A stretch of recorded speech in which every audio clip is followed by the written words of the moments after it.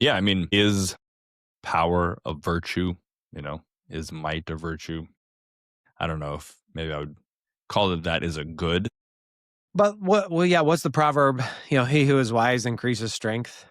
Right. Yeah. That's probably not just in terms of weightlifting. Right. Right. He who is wise makes sure he can hit his squat PR. Right. Like Right. strength of resources, and again, in order to do what? Right. Exactly right. In order to bless people's lives, in order hmm to represent what is right Right. and push out evil. Right. Well, and virtue, not virtue. I do think it's godly in the sense of God is powerful. God has power, right? And so it is an attribute of God. And if we are to image him in that way, sure, their evil also has power, but it's power corrupted, it's power twisted, it's power directed towards the wrong end. It's power for harm as opposed to for good. But I think the source of that is still God. And for Christians to be afraid of power because it's dangerous? Yes. Like it is dangerous, the same way that a lot of godly good things are dangerous. They're not safe, but they're good. And Yeah, so, wine is mhm, not safe, right, right, but it's good. right, exactly right. Aslan is not safe, Correct. but it is good. Yeah, exactly right. And then, but the other part of it, apart from it being godly, does Christ gives us the motivation to seek to have authority. Right, so, like, in his parable of the 10 minas, kind of the carrot that he puts there is to have authority over 10 cities.